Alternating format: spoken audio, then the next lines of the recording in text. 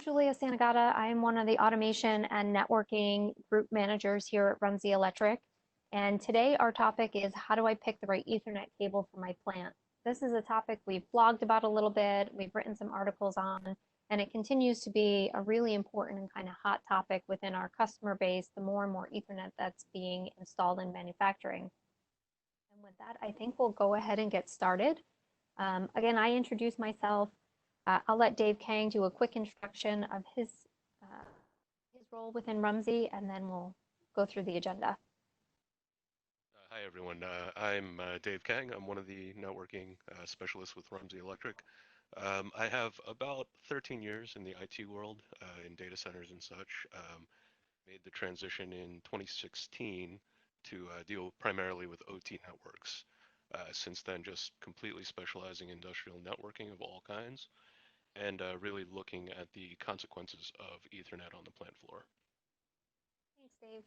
And as I mentioned who I was, but I also would add that I'll be doing part of the presentation. I have worked exclusively in the industrial manufacturing space for about 19 years, all focused around automation and or networking. So we look forward to talking to you a little bit today.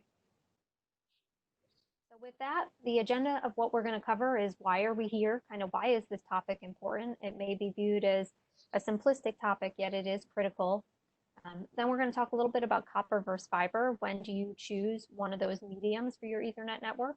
Then we'll dive into some specifics for both copper and fiber. So environmental considerations, noise considerations, fiber selection choices. And then in the end, we're going to talk a little bit about cabling standards and specifically designing new cable installations for your facility. Again, if you have any questions as we go along, just feel free to ask them. So first and foremost, why are we here? I think it's really important to say, and this goes without saying, but I also want to reiterate it because it is critical that the network has never been more important to manufacturing performance. So if you are in a manufacturing plant, you know how critical the network and the interconnection between your control systems is at this point. If you are an integrator responsible for a network, you know that you've probably been called because something is not quite working right, and it is become a critical factor. But at the same time, it's also getting accidentally neglected.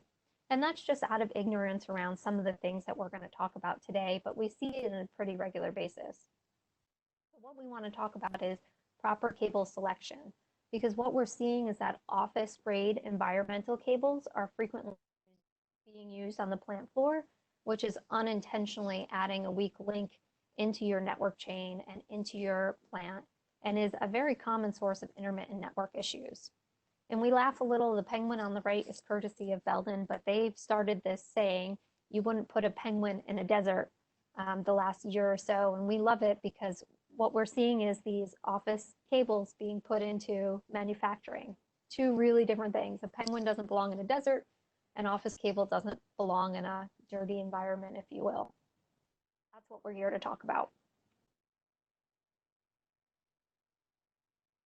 So with that, Dave, I'll turn it to you. Yeah, so copper versus fiber. What are the main reasons you might select copper over fiber or vice versa? The initial factors to consider. One is most likely distance. The copper Ethernet typically transfers data reliably up to a maximum of 100 meters. Anything longer than that, you should be considering fiber optic cable. At that distance, the signal actually starts to degrade, and it unfortunately can't carry any further over copper. The next thing to consider would be data rate or bandwidth. Do you require anything higher than 10 gigabits per second? For example, a backbone connection, I should say 10 gigabit or higher. And then interference from an electrical standpoint is your application in a high noise environment. Next slide, please. So we'll start with copper here. The main thing to consider when selecting the different types of category cabling, whether it be category 5E, 6, or 6A, it's really taking a look at the endpoints. That's really going to dictate your requirements. So 5E cable was the de facto standard in most industrial networking environments. Traditionally, automation equipment runs at 100 base T, aka fast Ethernet. at 100 megabits per second. 5e covers up to 1 gigabit per second, that's 1,000 megabits per second, and it's the least expensive and easiest to install option. The problem is, once you have it installed, it requires a complete replacement if you ever wanted to upgrade. So it does support PoE, but there's some limitations due to the electrical properties of 5e cable. So there's no really good reason to limit yourself to Category 5e cable if you have a new installation. Category 6 cable has reached a point where it is the default installation in most new facilities, whether it's an industrial or commercial facility. In industrial manufacturing, some hardware out there is more frequently supporting that 1 gigabit per second standard. And as that increases and as these devices aggregate their connections, the higher bandwidth becomes very necessary. So not only it's an improvement performance-wise, it's relatively easy to install, and it's really reached an excellent price point for performance and utility versus cost. And as PoE, Power over Ethernet technologies grow, it can deliver power quite a bit more efficiently as well. Now, we get asked a lot about 6A as well. 6A is somewhat rare to see in industrial environments. It's limited mostly to institutional or high bandwidth installations. Category 6A is suited for an environment where most, if not all of the endpoints support 1 gigabit per second or more. So the components tend to be a little bit more expensive as a result, and they can also be a bit more challenging to install. At this point, for industrial environments, there's not a great reason to specifically use Category 6A, so we recommend the use of Category 6 cable as the best combination of price and performance. Next slide, please. Okay. So what is responsible for the varying performance levels of your copper cable? When you think about it, Ethernet communications are based on a digital signal. It's a 1 or a 0 that transmits binary data. Therefore, this translates to a high or no voltage across the wire. The speed and efficiency is directly correlated to the physical characteristics of the twist in the twisted pairs of cable. The rate of twist, distances between them, and how consistent these are dictate the performance of copper Ethernet cable. So concentricity is the centering of the conductive wire within the dielectric. So a well-centered conductor has good concentricity. If you look at the example there, the poor concentricity shows that the copper conductor is a little bit off-center. Good concentricity will be dead center in the middle. Centricity is the distance between the centers of the copper conductors. So a uniform distance between each pair of the conductors throughout the length of the cable offers better balance. Balance in the cable ensures that the cable doesn't radiate additional signal out or suffer additional interference from the outside. A good balanced cable has good impedance, which in turn generates a low return loss. Lower return loss results in a better signal to noise ratio. So what it comes down to is the concentricity and centricity, or consistent positioning, of the conductors through every twist for the length of the entire cable. Some manufacturers will offer a bonded pair cable as well that alleviates performance problems due to disruptions in the physical installation. Bonded pairs essentially make sure the twists are in the right places and help ensure that they stay that way. So the physical properties of the copper itself, it's often something that's really overlooked. Those twisted pairs dictate the rate and speed and efficiency of that data communication. And if you have any of those out of whack, you effectively start to see some network degradation. Next slide, please. So is it fair to say, Dave, that both concentricity and centricity affect balance and impedance, and essentially balance and impedance are what dictate the good return loss and signal to noise ratio? Yeah, so good performance on your network. And that's really what it translates to. You want that good signal to noise ratio. You want a good balanced and more electrically immune cable, and very low return loss.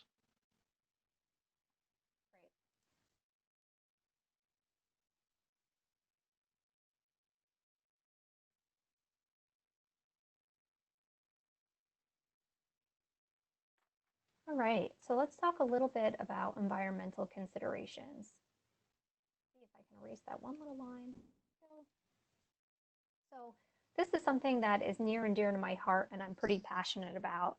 And I think it's easy to say, hey, office first, industrial, but I want to take a step back in history and just kind of remind us how we got to this place. And I think often it's not something that we think about, but when we think about networks on our plant floor, we think about some cables that have been around for quite a bit of time. You might recognize those on the right: blue hose, device net cable, control net cable. The only place these cables were ever used was on the manufacturing floor. And so nobody was ever designing blue hose or device net for my beautiful climate controlled office. So there was only one type of blue hose available. There was only one type of device net available. There was only one type of control net available. You couldn't buy a light grade of it, right? Um, they only designed one because there was only one application for it. But today we have numerous applications for Ethernet cables. And in fact, there's different designs for both of those. So the origination of Ethernet is in the commercial environment. It's in the front office environment.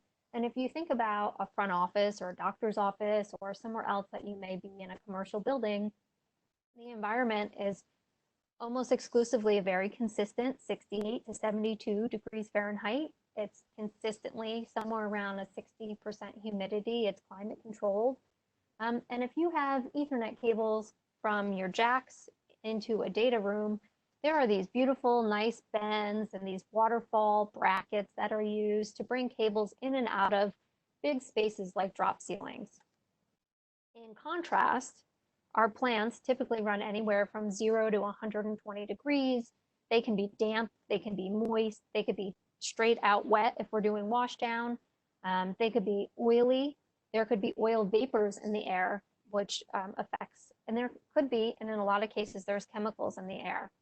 In addition, when we put those cables into our manufacturing plant, typically nobody's giving us a nice, beautiful waterfall to swing it down into our control cabinets. Or yanking those through conduits, very often tight conduits that have other cables in there, 90-degree turns all over the place. It's just a really different installation. And those blue hose, device net, control net cables, they were designed for this plant, but Ethernet came out before we started putting it in the plant, so the vast majority of cables were designed for this commercial environment. So to us, I guess the first thing that I want to say to the folks on the phone is it's really important that we differentiate industrial versus commercial grade cable. Almost every manufacturer today, you name it, makes the two different versions, but it's really important that when we're specifying or we're allowing a contractor to pull cable in our plant, we are looking at the differences and we are selecting an industrial grade cable. So industrial grade have special considerations for noise, for oil and oil vapor, for chemical resistance, for abrasion resistance when we're pulling it through that conduit, for flexing, ones that are special for robotic flexing that can do millions of flexes, for that moisture and that high-low temperature type of environment. So we can take a look now about jacket material. You have your application, you have the environmental concern that you're dealing with. So what specific types of jacket material are there and where are they applicable? The abbreviations I'm using there in the second column, the key for that is off to the right. Just depending on the environments and the things to control for in your facility from what Julia talked about there, these are the different types of materials that are good to protect against those environmental concerns. So for example, the most common used is going to be PVC, but as Julia just said, you're going to want to look at industrial grade PVC, and we'll get to a little bit more detail on that. Other commonly seen types of cable jacketing are going to be your TPE, for example. Julia had mentioned the high flexibility. So in addition to abrasion and cut through chemical protection, a TPE jacketing is very responsive to being flexed and won't become brittle, shatter, or crack solely from doing that. You'll also see other types like FEP, ones that are really resistant to abrasion and that oil resistance, right? High sunlight levels, anything like that. FEP is very durable as far as temperature in particular. Mhm. And it's funny, Dave, you mentioned that industrial grade PVC. So we see PVC very, just like you said, it's the most common one. But what's really interesting, and there's all these different compounds of PVC, and the industrial tagged cables have a very different compound of PVC. So just because you see PVC in two different spec sheets, if you read into the details, it is actually quite a different PVC. So for an example, in a high temperature environment with industrial grade PVC, you can't really just be safe assuming that PVC is going to be the same regardless, as Julie just said. Your standard PVC has a higher signal loss above 68 degrees Fahrenheit. That actually will fail the TIA 568 standard. So what that effectively means is that it ceases to be a category cable because it will not perform as it should. So the higher temperatures can often start to soften or melt the jacket and the insulation within. So industrial grade PVC is good for even past 167 degrees Fahrenheit, even higher. But it's always something you want to check with the manufacturer for the precise temperature it's good for, especially if that's a concern for you. If you know your ambient temperature is going to be I don't know, 165 degrees in one particular area where cable needs to go, it would be a good idea to double check that rating with the manufacturer. So Ethernet communication along with the power, I mean, you think these are the lifelines of your facility. You cannot take this lightly. If your concerns about heat and temperature are even greater, FEP jackets can operate at all the way up to 302 degrees Fahrenheit.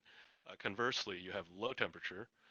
In cold temperatures, the standard commercial grade PVC start to get brittle and crack.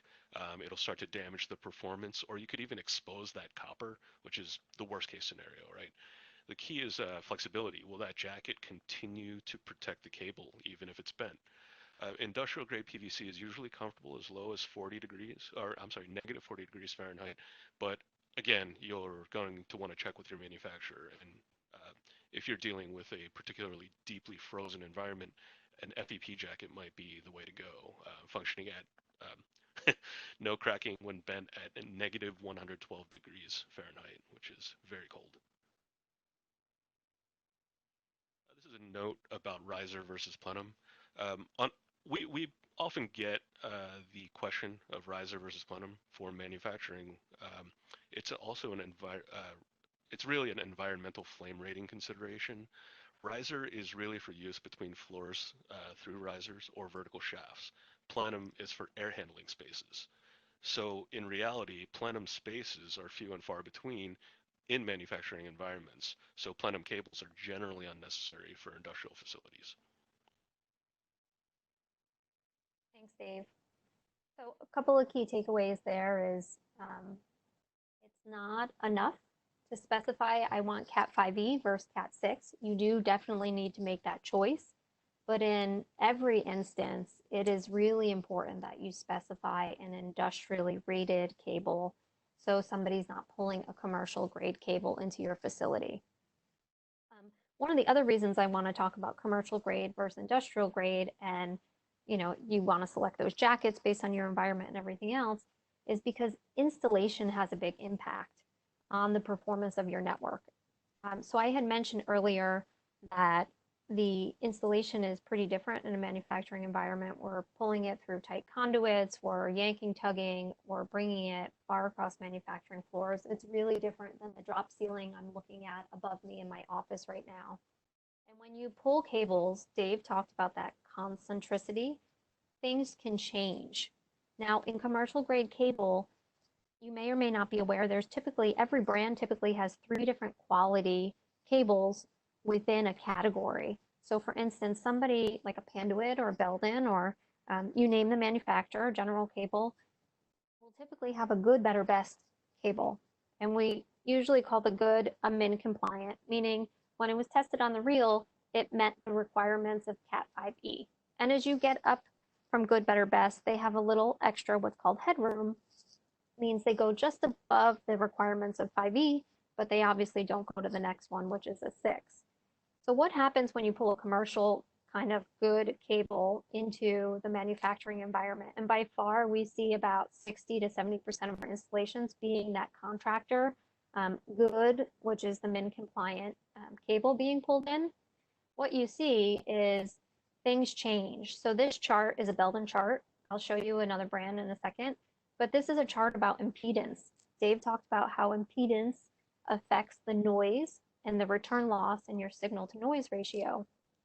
On the left is the cable tested on the reel before it was installed in black, and then after it was installed. This is an industrial grade cable installed into an industrial environment. Because of the design of the cable, the installed performance is very similar to the on-reel performance. But on the right, you see that kind of MIN compliant contractor cable. The black line is again the initial, when it was on the reel, it met the impedance requirements. It was fine. Once it was installed, you see the big changes, the red line in impedance, and that is noise being introduced or a change in the signal to noise ratio. So directly impacting the performance of your network. Down below is the return loss. So you see on the left, the return loss is well below the 5E specification, which is that kind of lighter blue line. But once it's been installed for a commercial kind of good cable, you see the drastic change in return loss. And that is all direct impact to your network performance. And you see here, it's even gone. It is no longer, once it's been installed, this commercial kind of MIN compliant cable, it's no longer even meeting the requirements of 5E. And this is very, very typical. Almost every manufacturer has these charts. So that was a Belden chart. This is a Panduit chart. Same, this is return loss. So the black line here is the 5E requirement. And what you see on the left is all the specifications, all the charts are well above the 5E. What you see on the right is after it was installed, after the cable was moved, that you've had several instances where you're dipping below the performance now. And so it's another factor to take into consideration when you start looking at cables, and is it worth my effort to specify a cable for my contractor or for my guys to pull? When you start looking at that, you may have this beautiful new network install or a new network drop, but are you intentionally setting yourself up with a weak link? You've started below where you even thought you started. The other thing I wanted to mention relative to that is cable testing. So Dave talked about ones and zeros, and a lot of people look at the link lights, right, on your switch or on your device, and you see a light is active. But just because the light is active doesn't mean you're actually getting the performance that you expect. And one of the other gaps that we see, we thought we'd casually mention here, is the proper tools for cable testing. So if somebody's installing a new motor, they're pulling some electrical wires, your electrician will always have a meter on him of multiple sorts to test the work that he's doing. But we don't see the same care being used with the networks. And so one of the things we want to suggest here is that it's time to upgrade some of the toolkits that your technicians may have and take into consideration, if you're installing any new cables, that you are testing those once they're installed, so you know if you've dipped below the expected performance. This one, for example, is a Fluke network tester. It runs somewhere around under 1,500 bucks. So for 1,500 bucks, you know everything you just did is not setting yourself up for unintentional consequences by accident. As well as long term, it has a lot of capabilities for network troubleshooting. Just a thought. So let's talk about noise. How do you combat noise, and what do I mean by noise? I'm talking about electromagnetic interference or radio frequency interference, right? Like we said earlier, Ethernet communications are based on that high and low value for voltage through the conductors of the Ethernet copper. So there's an element of sensitivity to electrical noise. So this could turn a 1 into a 0 or vice versa, which could potentially be disastrous. You can often mitigate this through the use of shielding. There's many different types of shielding available, each offering different levels of electrical noise immunity. Generally speaking, unshielded cable is appropriate for most applications, but once you get into that proximity to other noise sources is when you need to start considering shielding. If a shielded cable is used, be sure to apply the appropriate grounding and bonding practices. Remember that shielded cable can be more challenging to terminate. It's always recommended to avoid field terminations, and wherever possible, use factory certified pre-built terminations, or qualify or certify your own connections. The distances that you need to, I'm sorry, I think I'm jumping ahead here. The shielded versus unshielded. Essentially, if you're anywhere near the proximity, there's different types of shielding that you would need to get as well. Foil braided, you can get each pair shielded. Just the important thing to consider is that if you're in a high noise exposure area, you will want to use shielded cable. Grounding and bonding considerations, the specifics of all of that, it would probably take a bit more time than we have available for this webinar, but an excellent resource and recommended reference is this, the Panduit Industrial Ethernet Physical Infrastructure Reference Architecture Design Guide. They could have shortened the title, yeah. In particular, section 4.3 covers the grounding and bonding for industrial facilities and use of shielded cable, that sort of thing. These are just some excerpts of the diagrams and dialogue that you'll find within it. Very good reference to look up. And I think you're suggesting that, Dave, right? Because it's important that folks use shielded cable where you are in high noise environments. However, it can be easy to introduce some additional problems because a shielded system is not grounded and bonded properly. So if you are going to use shielded, and you should where appropriate, you also want to take into full consideration how to make sure your system is properly grounded and bonded so you don't cause other issues, right? One more. Yeah. So this is what I was talking about. When is the use of shielded cable appropriate? These are the recommended physical separations from noise sources for unshielded Ethernet cable per the IEEE 1100 Emerald book. That's going to have a little bit more detailed guidance, but effectively we're talking about, in most cases, 48 inches away to use unshielded communication cable. So if you have these sorts of devices and you are running Ethernet cable within this area, you got to go shielded, or you got to consider using a fiber optic cable. And then one thing that I just wanted to mention, because we get this question quite a bit, maybe about 2-3 years ago, several manufacturers introduced a 600 volt AWM cable. And a lot of folks have picked up on the 600 volt part of that, but they haven't necessarily picked up on the AWM part of that. And I just wanted to spend a quick minute, since we were talking, this is a well shielded cable, we were talking about the use of cables and where it's appropriate, that I clarified here what this cable is. So it's pretty much every manufacturer. If you see 600 volt, and a lot of folks just say, hey, I need a 600 volt, read the cable. I can guarantee it's probably 90% of the time 600 volt AWM. So what's important to note here is where you can actually use a 600 volt AWM. And AWM is a rating for inter-machine connectivity. And what that means is it is not appropriate for a 600 volt cable tray that is running across your facility. It's not tray rated. 90% of these cables are AWM. You name the manufacturer. If you look at the spec, it does say that, and it can't be ignored.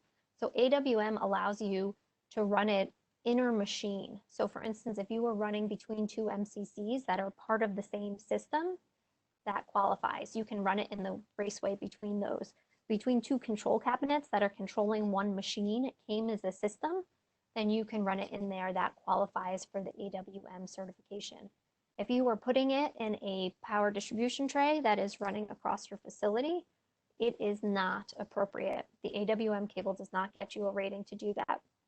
There are some 600 volt PLTC rated cables, power limited tray cables, you may want to consider for certain instances if it makes sense. But I just want to make sure folks out there are careful. Some folks see the 600 volt and say, oh, I want 600 volt, that kind of solves all my problems. They are almost all exclusively 600 volt AWM. important three little letters on the end.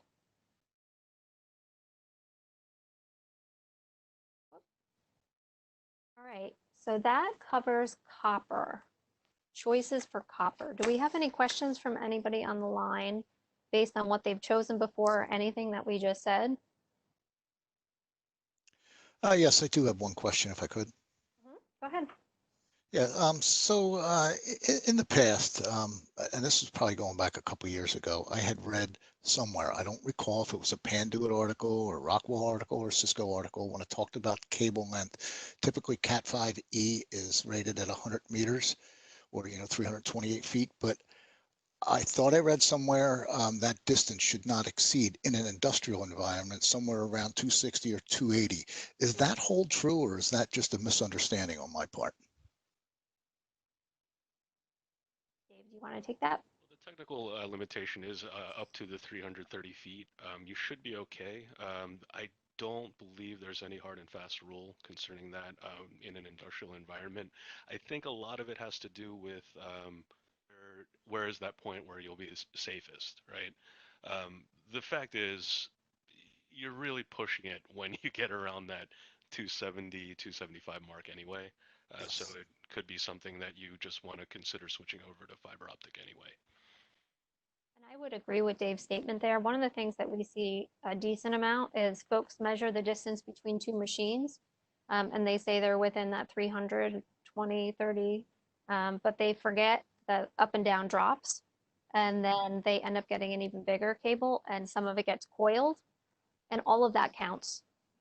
Right. So the closer you get to that max distance, you are starting to affect performance, because as you approach it and go over it, it's not going to completely shut off if you go over that footage, but it is going to start degrading in performance. And so there's so many other environmental factors. I wouldn't be surprised if one of those guys did suggest a little bit of a D rating for the industrial environment, but I don't think there's any hard and fast rule, but it is not a bad idea to consider a safety net there.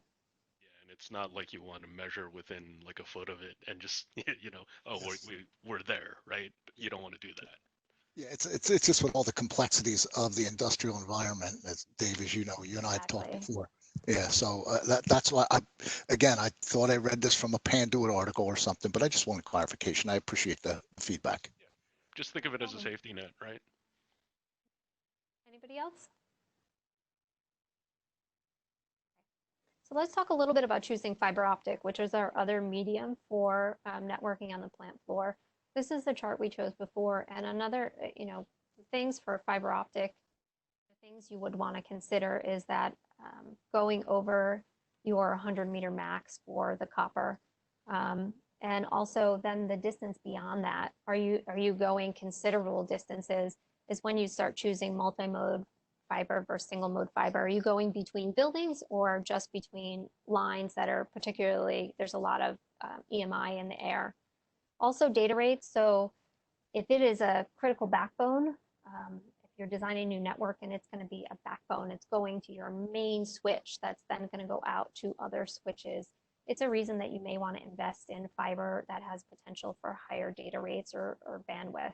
And then of course, EMI noise, we talked about that a little bit before. Fiber has great performance compared to copper relative to noise. That being said, there's plenty of other considerations for fiber optic cable. The guys around Rumsey know that one of my favorite questions is, can you get me 1,000 feet of fiber? And it's sort of like, okay, there's about 20 more follow-up questions to that. So there are many, many different types of fiber optic cable. The essential thing you want to consider first is the single mode or multi-mode. Those are going to be expressed as OS for single mode or OM as multi-mode, followed by a number rating. Now, if you've ever seen the 50-125 or 62.5-125 and wondered what does that mean, that's a reference to the diameter of the fiberglass core versus the cladding. So the smaller the diameter, which is the first number, the more focused the light traveling on the fiberglass is, and the potential for it to travel a greater distance is much higher. So multi-mode is good for a quote-unquote short distance, The current generation is OM3 or OM4 cable. It has excellent long distance performance and bandwidth. OM1 and OM2 are essentially obsolete legacy cables, and the distance might be sufficient that it can cover, but the cable itself and the components to build it are generally more difficult to obtain, and you are going to see compatibility issues trying to intermix the OM1 or 2 with OM3 or 4. So avoid OM1 whenever possible, but just bear in mind there are still large, very large legacy installations, um, and you need to bear in mind that you cannot combine the OM1 with OM3 or 4 without significant loss. So you need to do something to alter or adjust or find some interconnect point to transfer it over. And I would just add, Dave, that for instance, I spent an hour trying to chase down an OM1 fiber this morning, trying to I was find wondering if some. you were going to mention that. It's just hard to come by. Manufacturers really aren't making it all that much anymore. If you have OM1 installed and you have an opportunity to transition, make the move or find a transition point to an OM3, which is the most common and most cost effective at this point, then you want to do that. You're going to get better price points at the OM3 than the 2 and the 1 today because that's the largest that's being manufactured. 4 might be overkill for a plant at this point, but it is an option. Prices are coming down in that and getting closer to the OM3. But if there's an opportunity not to use OM1 and OM2, you're going to save yourself a bundle of heartache.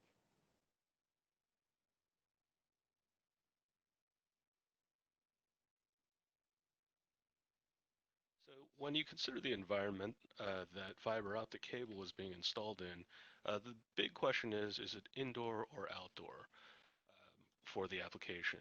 Um, Essentially, there's two different types of fiber as far as construction: loose tube and tight buffered. Um, Loose tube is used mainly in long distance or outside plant installations, aerial duct, direct burial. Uh, Fiber is free floating in a loose tube environment with a tube, and it's typically 250 microns per strand. The construction allows for more movement and expansion and contraction when temperatures increase or decrease, making it very suitable for outdoor applications. They also have better protection for the outside environment, and they tend to be a lot more durable than the tight buffered fiber. Now, tight buffer fiber is used mainly for indoor or campus installations and some plenum applications as well. It allows for very high flexibility in comparison to the outside plant. It tends to be easier to terminate and install versus loose tube fiber because the connectors can be terminated to each fiber directly as they're already the 900 micron, the standard termination fitting. So a fan out or breakout kit is unnecessary to build that 250 up to 900 to allow the connector to be placed on it. And don't forget the fan out and breakout kit. Like I said, the loose tube fibers tend to be 250 microns. They're very easily broken. So you need to have something on there to protect it and build it up to 900 so you can get the terminated end onto it. So the solution to that is a fiber or fan out kit or breakout kit. Breakout kit is pretty much the same thing as a fan out kit, but adds a 3mm diameter jacket with some strength members on top of that to increase the protection for it. They'll also have things like heat shrink tubing that offers additional protection. I guess some key takeaways here when you're specifying your fiber, you do want to pick that OM3 or 4 or OS2 single mode if you're going long distances. But then you also want to be specific if you're outdoors, if you're specifying an outdoor cable or an indoor cable. Indoor type buffer, like Dave said, outdoor typically loose tube, although there are some combo cables, indoor outdoor, which work out well. Most of those are type buffer, some are loose tube. If you end up with one that is loose tube, everybody always forgets the fan out breakout kit, like Dave just said, which I think is why he wrote don't forget. But important things to know. And then there is armored or unarmored applications. Unarmored fiber obviously costs less than armored fiber. It can be used where the cable won't be disturbed in any way. often used within a conduit or interduct, and there's no need for grounding considerations for that. Armored fiber has a lot more protection from harsh environments, high traffic areas, doesn't require a conduit. It's easier to locate the cable when it's underground as well. Protects against rodents, which is a very big problem. Animals, wildlife, actually physically interacting with your cable in negative ways. But it does need to be grounded, so that's something else to consider. You have that conductive metallic jacket that needs to be grounded. There are two different types of armor. Aluminum interlocking armor, rated for indoor use. It's a bit more flexible than steel armor, and it's usually put on tight buffered applications. Then you also have corrugated steel tape. That's what you're going to see mostly on the outside plant applications. And this type can't be run more than 50 feet indoors. Again, it's typically loose tube. But those are the two types of armoring that you'll see with fiber optic. Thanks, Dave. And then termination. So I think with copper cable, everybody's really familiar with the RJ45. It's standard place. We see it all the time. We have patch cords in our office, in our backpack. We plug it into the wall. It's no problem. But terminations with fiber are a little trickier. And so if you are going to be terminating your own fiber, you definitely need to get a tool that ties to the type of termination that you're going to be using. Now, if you're doing significant fiber and you need to splice fiber, there are two types: mechanical splicing and fusion splicing. Fusion splicing, the fusion splicer is pretty expensive, but it will always provide the most effective performance for your fiber. But what we often see is just simple terminations that people need to do in the plant. They are pulling fiber and it is a simple termination. Terminations have come a long way. It is possible for you to do your own fiber at this point. 10 years ago, it took some practice and some know-how and some knowledge, and I'm not saying it doesn't take some now, but you had to polish, there was epoxy involved, it was quite a process. The technology has come huge distance in the last 5 years, and almost every vendor has a no epoxy, no polish termination that's available now. And they do get good performance, but you would need, if you're going to do your own termination, you do need some type of sled or termination tool that matches the type of termination you're using. So if you're using Corning terminations, you're going to want their sled. If you're using Belden, you're going to want the Belden sled. In this picture, if you're using the PANOUT OPTIC ham, they just introduced a new termination tool that literally has a video that walks you through how to do it. And as you're doing it, it's testing the performance to make sure it was done correctly and it's going to meet spec.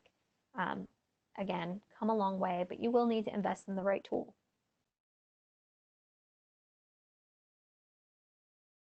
And then what type of connectors? So this is another one that we get a lot. I chuckled about OM1 and OM2, but the same type of thing also goes for connectors.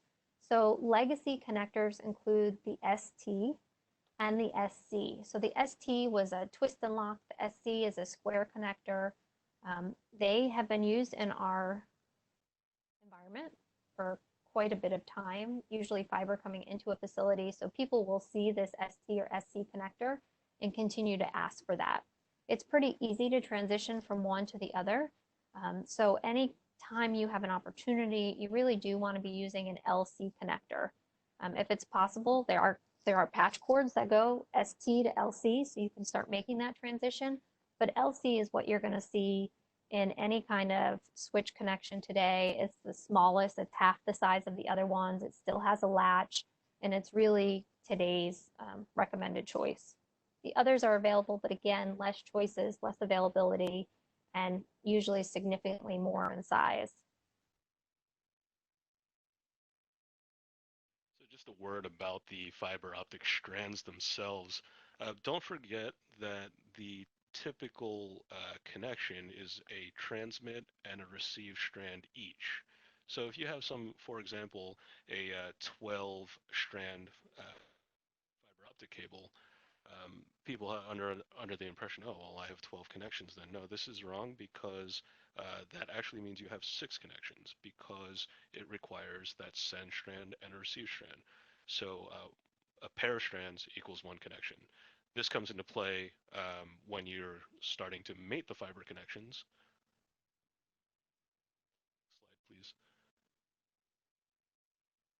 When you do go to mate the fiber connections, an important distinction is to remember to count your connectors, because the traditional copper RJ45 connection, each conductive wire gets landed to the jack and then punched down, and then that's going to constitute a receptacle to plug in an RJ45 jack to. For fiber optic connections, you'll have two terminated ends that need to be lined up so the focused light passes through them, through the cut ends of the glass, right? So this is done through a fiber optic adapter, which actually just mates the connectors so they're securely fastened and ensuring that consistent light transmission. So you're not landing cable into the back of a jack, but you need to have two connectors on either side that are mated together to transfer light. So if you have 12 fibers, you have 6 connections. And if you have 12 fibers, you may need 24 connectors. Is that right? Correct. You need double the connectors. Yeah. Just always remember what's on the other end, right? So finally, some fiber switch considerations. The modern fiber optic connectors are typically no longer built with the transceivers built into the switch, but instead they'll use something called an SFP module, or small form factor pluggable. This provides the flexibility of a modular interface to changing fiber optic specifications. So instead of changing the entire switch, you could simply use a different SFP transceiver module.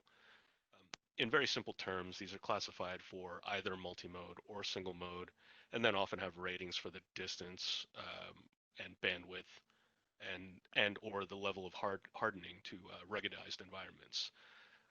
You need to pay very close attention to what else you're connecting to, though. Fiber optic connections cannot auto-negotiate. So if you have, for example, a 1 gigabit per second transceiver on one end, you can't have a 100 megabit per second transceiver on the other end and expect it to work. So those need to match on both ends. Another thing we see pretty often. And then I would be remiss if I didn't say the same thing about testing that I did for fiber that I did for copper. If you're going to do your own fiber, it's a good idea to have a test situation. Fiber testers are a little more expensive, but potentially to rent or borrow, or maybe make the investment long term for you guys if you are going to have an Ethernet network that's growing. I think that is pretty much every single manufacturing plant.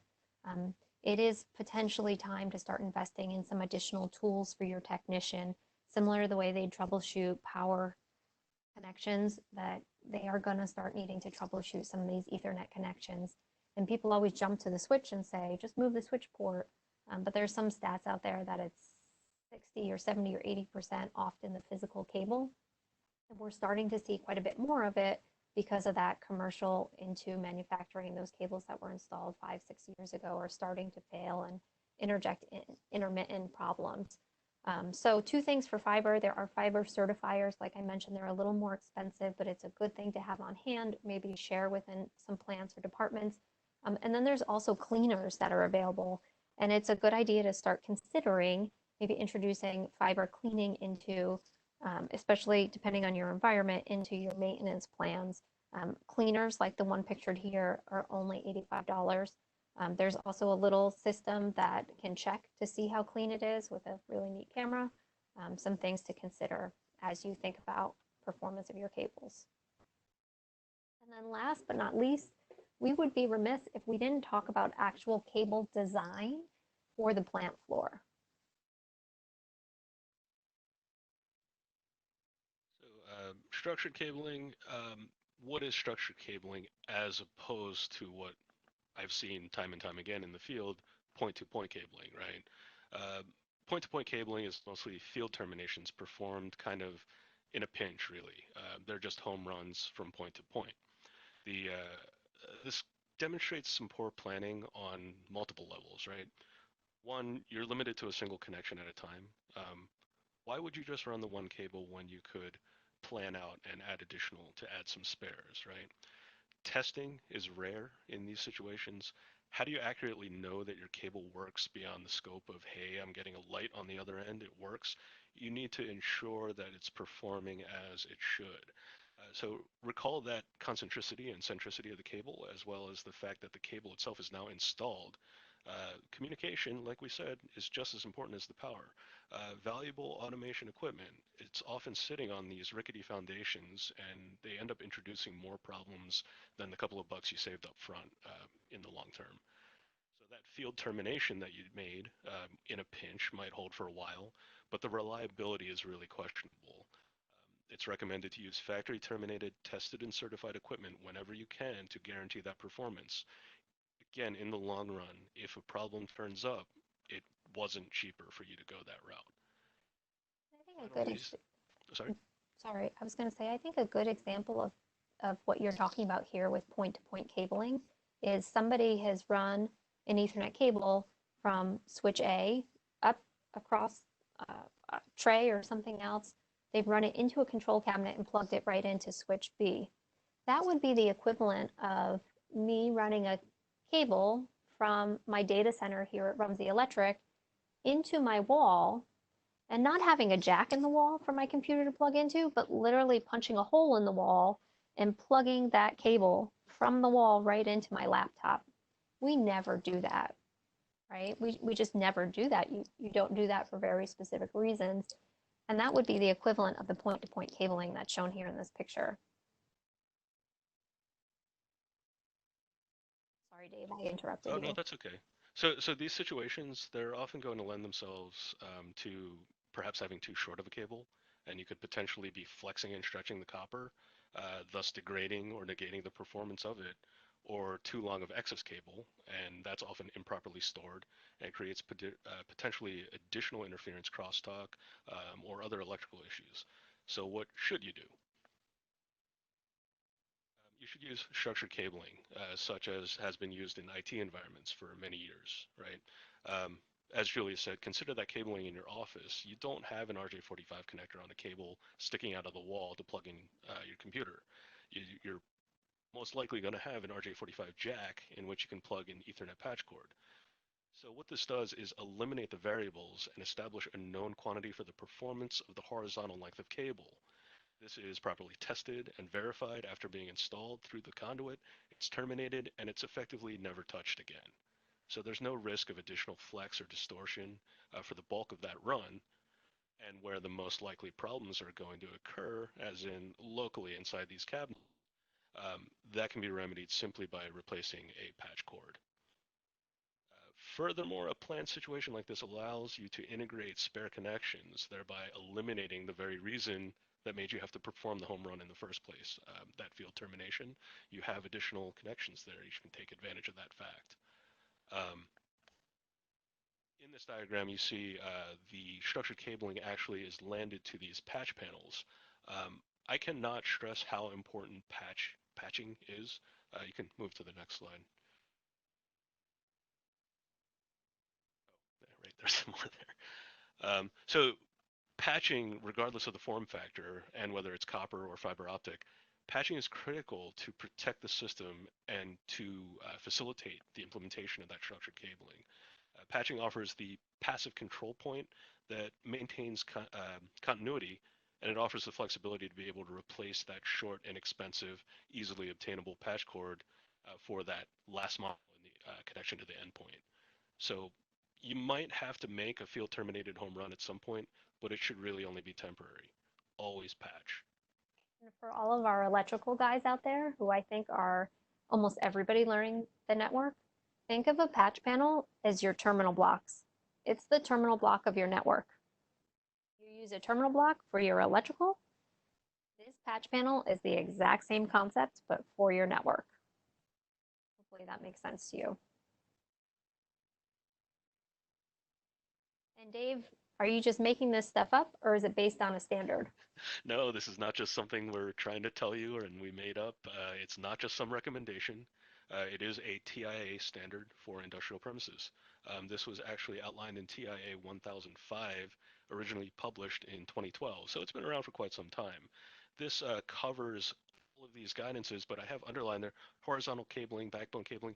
These concepts all work within the bounds of structured cabling. They are talking about patching here. This is the standard. This is how it is done. it should be followed.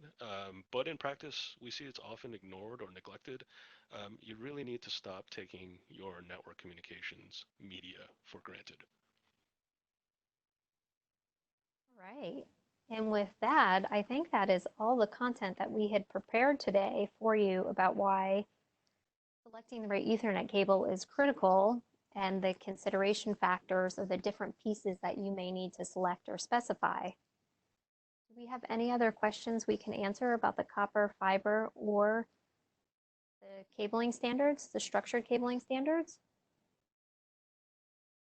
I have a quick question. So I'm very new to all this, as I'm now just being trained to do this. So with the fiber cable, so say I would assume most college campuses run fiber because they cover a large campus area. Yep. However, I guess the question I have is, how are they feeding it throughout the entire area, as you're not seeing cords run around throughout the buildings, and I'm sure not all campuses have wires that are running underground building to building, because certain ones are older than others. So what's generally done to extend that cable or make that signal? Is it generally signal extenders, or is there a different way of connecting that it uses local? So are you asking what happens if the distance limitation is reached, and how do you go much further than that without, you're not visibly seeing any aerial cable? There's probably not any buried cable, that sort of thing. Yeah. Okay, so essentially every time you have a switch introduced, you're creating a new link, and that new link kind of resets that 100-meter limitation. So as long as you have, we don't like to really use extenders per se, but what you want to do is put a switch into place, a switch that's designed to accommodate multiple Ethernet connections. Where you're plugging in one device, you typically are going to need to have multiple. So it's a good idea to use switches instead of something like an extender. So then what would you do to get it from building to building?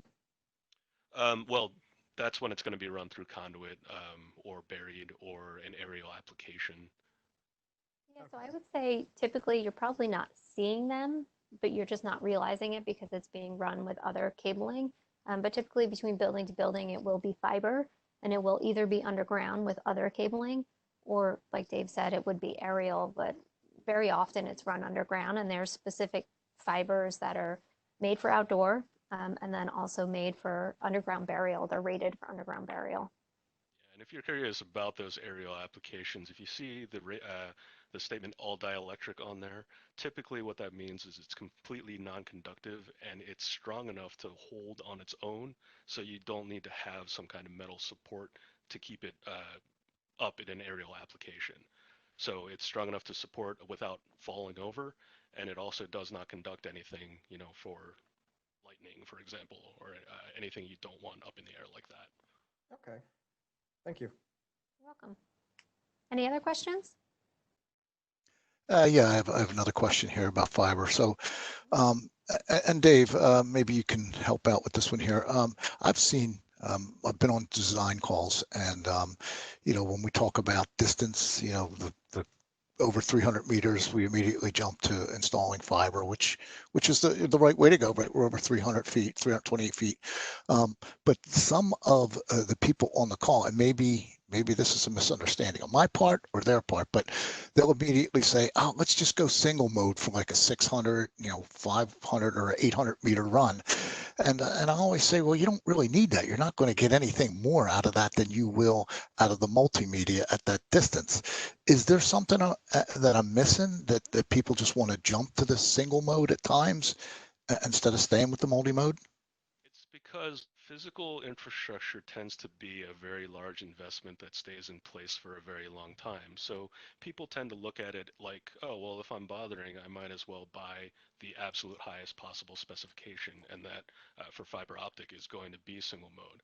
Is it practical? Probably not. But the thing to point out, I mean, even if the media itself, whether you get single mode or multi-mode fiber, it's very similar price-wise. The real expense is going to be the device that transmits the light to that extent, right? So with that kind of argument, say, well, this SFP costs 10 times more Yes, than this other SFP, right? And then that's the important thing to point out. Really, you're going to find conflicting opinions. Some manufacturers and design considerations will automatically assign single mode to it. We tend to agree with you. Use the appropriate type where it's necessary, because a lot of the times they aren't thinking about the actual how is that light traveling? Well, it's got to be that transceiver module. Did you take that into consideration? The answer is probably not. So if there's no really good reason to go that long distance, it's probably worth sticking to multimode. Yeah, I concur with Dave as well for all of those reasons. And you know, people tend to say, we'll just upgrade so it's there for the long haul. But when you're talking fiber, the transmission, the data rates are so significant compared to what we're typically doing on the manufacturing floor. The idea that you would need a single mode fiber for what we're transmitting for a short distance anytime in the near future is probably slim to none. And really, some of those single mode cables, for example, will, I mean, the long haul transceivers will do 10 to 15 kilometers at 10 gigabits per second. So it's you know, it's questionable whether or not you actually need that kind of distance and performance. And that was my argument. If the distance is not going to change, it's always, in my example, going to be 600 meters. You're never going to get anything more out of it if you're, you know. Right. Yeah. So yeah. Thanks. Any other questions? Yes, regarding the fiber connectors that were mentioned, there's also an MTRJ connector that I've come across. Are they also considered legacy? They are. They're not recommended just because of their reliability and the fact that they're very, very difficult to obtain now. Where possible, it's a good idea to re-terminate ends if that's an option at all, or to use some kind of transition mechanism that will allow you to integrate multiple different types of fiber adapters into a single unit. Okay. I just ran across those last week, actually. Yeah, I'm sorry to hear that. So am I. Thank you. Thank you. You're welcome. Anybody else? Lots of good questions today. I appreciate it. I guess as we wrap up here, Dave, thank you for sharing all of your knowledge. And then for the customers that are still on the call, if you ever need to reach Dave or several of our other team members on the Datacom team, we have 2 email addresses here. Feel free to write those down and shoot us a note about anything that comes up relative to networking, data, Cisco, Stratix, switches of any kind, or copper fiber. And then also, you may know that this webinar today was part of a series of events. We are hosting, our specialist team is hosting every Tuesday at 11:30 in the morning from now through the end of August, a webinar like this on a different technical topic. So feel free to hit that link to see what the other topics are coming up. And with that, I would thank everybody for joining us. Have a great rest of your day. Thank you. Good day. Bye-bye. Have a good day. Thank you.